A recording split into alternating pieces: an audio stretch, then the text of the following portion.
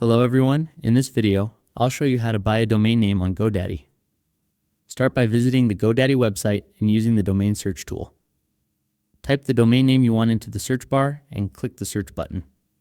GoDaddy will check if that domain is available and show you the registration price. If your preferred domain is already taken, try a different variation of the name or choose another domain extension such as .net, .co, or .store until you find one that is available. Once you find a domain you like, click Add to Cart.